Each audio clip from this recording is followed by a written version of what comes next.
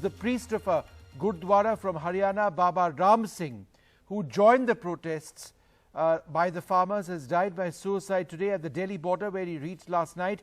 In a note, he said he was sacrificing his life to express anger and pain against the government's injustice. I feel the pain of farmers fighting to ensure their rights. I share their pain because the government is not doing justice to them, is what he said. To inflict injustice is a sin, but it is also a sin to tolerate injustice. देखिए, मैंने भी ऐसा सुना था, लेकिन अभी confirm हुआ है कि ऐसे सुसाइड हुआ है। मैं संयुक्त किसान मोर्चे की तरफ से जो उन्होंने सुसाइड किया, इसके साथ तो बहुत दुख प्रकट करता हूँ, उनके साथ लेकिन ये भी मुझे मालूम हुआ कि उन्होंने एक नोट लिखा है, जिस नोट में उन्होंने लिखा है कि किसानों का दर्द मुझसे सहा नहीं जाता, सरकार एकदम बल्कि सुन रही है बात। My colleague Ghazali joins us for more on this. Now, Ghazali, this cleric was seen speaking even yesterday, and today he's ended his life. Do we know any further details of the circumstances? What exactly, specifically, was it that was troubling him?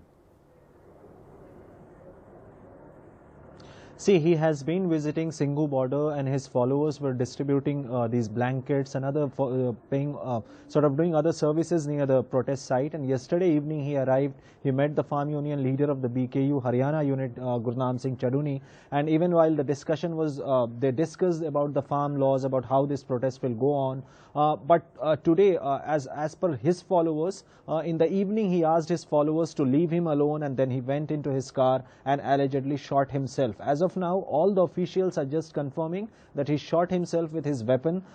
Then he was rushed to Panipat, to a private hospital in Panipat, where he was declared brought dead, and then his body was sent back to his native village. And right now he is the postmortem examination is going on in Kalpana Chawla Hospital in Karnal. We spoke to the SP of Karnal, and he confirmed that we are just going by the postmortem. Any clarification of what happened or what he was disturbed about will only come out of after the postmortem examination, and also after the statement of his followers. But if we go by his suicide note which you read, he clearly mentions that he was anguished the way the government was responding to the farm protest, and how for the last 20 or more than 20 days the protesters are sitting there demanding the repealing of laws, and this is what disturbed him. And that is why he mentions in the letter that he is also sacrificing his life, like many others have expressed their anguish by returning awards or by returning the honors, like the sportspersons and all. So he just mentions that he is also sacrificing for this cause. No specific other details like who, from where he shot himself, or was it his licensed weapon or something. The police is probing all these angles and will share with us very soon. All right. Well, this is what the priest who died actually said as late as yesterday. किसान अपने हक के लिए यहाँ बैठे हैं। पूरियां जथेबंदियां, संप्रदाय, संत महापुरुष सब किसानों के साथ हैं। सरकार से गुजारिश है कि किसानों के हक किसानों को दिए जाए, यही मांग करने हम आए हैं। और किसानों की मांग को हम समर्थन देते हैं। किसान अपने हक के लिए बैठे हैं, इनको इनका हक मिलना चाहिए। वाहिगुरु जी का खालसा, वाहिगुरु जी की फतेह। The very sad loss of a life over there. That cleric who you saw speaking yesterday has now ended his life by suicide. This on a day when the Supreme Court looked into this issue and told the government, and I quote, "Your negotiation will again fail as they won't agree." On the 21st day of the farmers' protest in freezing temperatures, the Supreme Court proposed a panel to resolve the standoff. The panel would have government nominees and union members. The farmers are adamant in demanding a rollback of the 3 recent farm laws. The centre is equally adamant against that. सर्वोच्च न्यायालय है और देश में रहना होगा तो कानूनों को मानना होगा। सुप्रीम कोर्ट अगर कमेटी बनाता है तो आपको मंजूर होगा? हाँ, तो सबको मंजूर होगा। ठीक कहा कोर्ट ने। तो आप लोग बातचीत के लिए तैयार हैं? हाँ, हम काम नहीं कर रहे, हम तो सरकार को पिछले 8 दिन से ढूंढ रहे। The centre informed the court the difficulty with farmers is a yes or no approach. The ministers talked to them, but they turned their chairs back and did not talk. It appears now that some other interests have taken over the farmers' protests. We will not do anything against the farmers. However, the Chief Justice of India shot back. What's the point of saying so when it adversely affects them? Your negotiations do not work and are bound to fail again. This will become a national issue soon and has to be resolved through negotiations. We are proposing a panel of government nominees and farmer associations. Respond by tomorrow. The government is seriously considering some legally enforceable guarantee to ensure that the farmers get the minimum support price. How is something that is being worked out, whether to exempt states like Punjab and Haryana. But the government is definitely unhappy with the Supreme Court's intervention of forming a committee and taking over the executive's role. No, we have already briefed on what the cabinet decided today. Now, the latest on farmers' agitation, and Tomarji will, he continuously informs you also. The court was hearing pleas for reopening roads as well as amenities for the farmers. Mr. Solicitor General, we see that the petitioners are ill-conceived and there are no legal issues before us. The only party before us who have blocked the road is you. Solicitor General says, I have not blocked the road.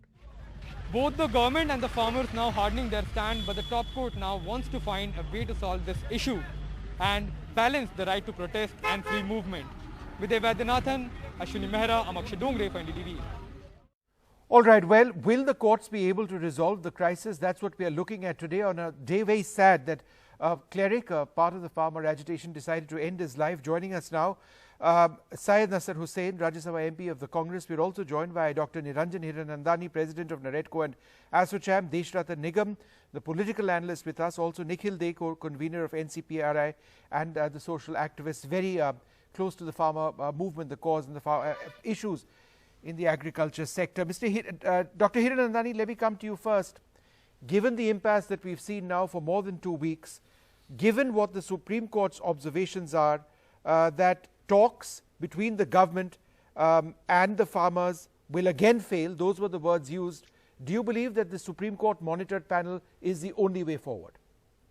No, I think there is nothing like only way forward, Vishnu. The problem is that since 20 days have passed and there is no, no real dialogue even taking place, and each person is really turning their backs to the other.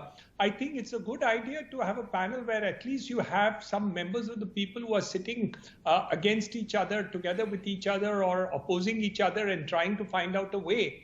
Because with such a big farm lobby and no overt leader, actually one leader or two leaders or any political person on the other end, I think it's a good idea to have a panel. Nothing wrong with trying to find alternatives to solution. After all, we do need a solution to this matter. And if that is one of the solution methods which are suggested by the Supreme Court, the highest authority, judicial authority in the country, so be it. I think we can have some start over there. What's wrong with it? Okay. Deshratan Nigam, one of the observations of the court was, why have farmers' associations not been made party to the case without hearing them? How can orders be passed? Was that a mistake as far as the government and its strategy in court was concerned? No, the petition had come from some private party and they had not made them parties. So that's the, the lacuna the court was pointing out, and absolutely, because farmers are one of the parties and they have to be there before the court. And let me tell you, Vishnu, the negotiations are failing, not the government, not the farmers. In a situation, and let me tell you as a senior mediator who has dealt with some very hard negotiations between multi-parties, parties don't fail. It's a negotiation that fails, and therefore in the future there is always a possibility of renegotiation and coming back on the table. And that is where the Supreme Court has come into the picture and trying to form a panel. On one hand, Supreme Court is saying, after looking at the logjam, because the Farmers Association, whoever are involved here, wants the scrapping of the 3 bills, 3 acts.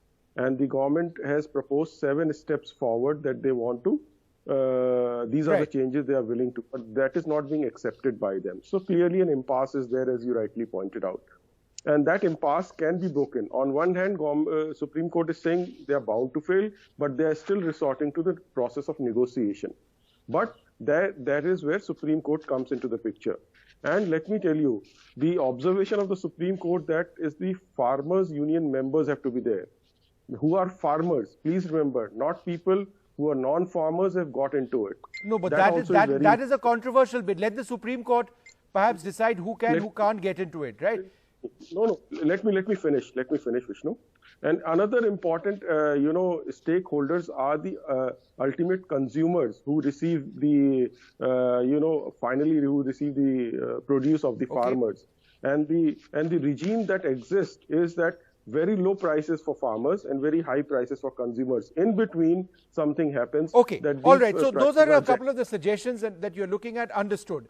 Nikhil De, once again, the government and the Supreme Court, in a sense, what Deshratan Nigam just mentioned said, and I quote, "It appears now some other interests have taken over the farm protest." This is a key line being maintained by the government lawyers.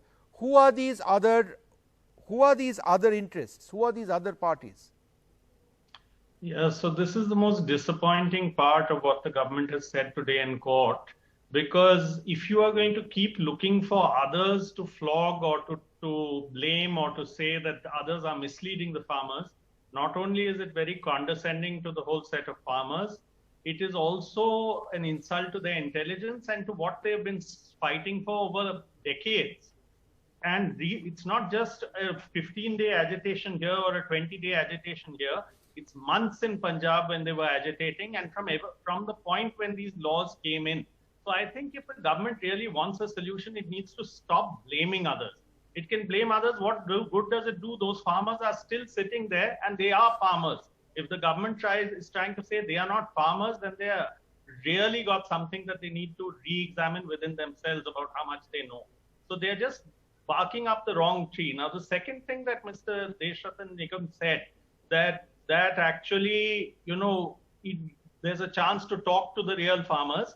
The people, the 35 organizations that the government called, again, are farmers' people. So who specially more will they talk to? And there is a very big point here, Vishnu, about democracy. Today's Supreme Court case was, and that was pretty Okay, we're just losing your signal for a moment. Sorry, I'll come back to you in a bit. Vishnu, can I? 1 second. 10 seconds. 1 second. I've got my other panelists. I'll come to you after that, Mr. Deshratan Nigam. Mr. Hussain, one of the key points mentioned by the Supreme Court today is that most of the petitions, and I believe there were 3 of them, the court said most of these petitions appear to be ill-conceived. We don't see any legal issue except freedom of movement that's admittedly caused by people who are not party before us. Would you say that this entire process of taking it to the Supreme Court was problematic and was targeted against the farmers? See, I think in a country like India, where we have checks and balances, everyone is free to explore what he wants to on a particular issue. But what is more important is, of late what we have seen is a trend where legal recourse has been sought to see that they get some sort of a solution through the court direction, and this has been the trend in so many issues, very important issues which have touched this country for the past 30-40 years, which have been decided now in the last 1 or 2 years. So that apart. Now, what is more important is what the Supreme Court has said. Supreme Court has clearly spelled out that the government so far has not been able to find a solution to this crisis, and the Supreme Court doesn't see in the near future the government moving in that direction. So the Supreme Court says that now it's time that the Supreme Court will appoint some sort of a committee which will go and try and negotiate with the farmers. I think this is the most important part. The government has failed here. The government has failed to the extent of not even opening up a dialogue so far. When a huge population is being affected, more than 50% of Indian farmers, more than 50% of Indian population are depending on this sector.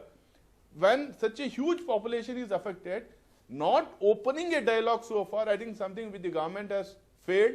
Any government should step in, should resort to democratic process, talk to its own people, and then try to resolve the issue. This is not happening, and the Supreme Court. All right. Okay, Dr. Hiranandani, you had a point to make. One of the points mentioned earlier on is that there needs to be a very careful process on selecting who represents the farmers in the talks. The allegation is that there are non-farmers also. There are others that say that the government shouldn't be deciding who is a farmer and who is not. Vishnu, one thing which I would like to flag off before I answer that question is the fact that there is an economic loss of maybe 2,000 to 3,000 crores per day because of this lockdown. And that is not being talked about at all. I think somewhere down the line, that's a serious matter. We used to lose 10, 15,000 crores of rupees per day during the COVID crisis which we had. Now we have wasted 20 days with 3,000 crores of rupees being lost. It's a big amount of money, economic loss for the country. We can't afford it behind the COVID crisis. So irrespective of what happens, any attempt to try and find solution is a positive direction. I'm not saying it's going to produce results, but if nothing has produced results, what's wrong with making this effort? So right, fair enough, fair point. Let's make this effort. Deshratna Nigam, quickly, sir. I'm running short on time on this. Yeah. See, I agree with Mr. Hiranandani that there's nothing wrong. It's a positive step. If there is a logjam and impasse, it should be resolved. Let me tell you, by my rough estimate, there are 621 farmers unions in the country, and very few are there here. And therefore, in order to make a broad spectrum on the panel, various other farmers unions have to be involved so that a comprehensive discussions can take place. And to tell you that no negotiations have taken place, yes, negotiations have taken place between the government and the farmers. They were there sitting across the table. Yeah, but 5 rounds have not achieved very much. So to say that no negotiations have taken place, but they've decidedly not worked. I think that's where things are presently. But I think it's interesting what the Supreme Court has said today. One second, sir. I just need to move on to COVID as well today. I need to discuss that. But I think it's important what the Supreme Court has done. Will there be a breaking of this logjam, because it's not moving, and very sadly there is this loss of life now being reported in the farmers as well.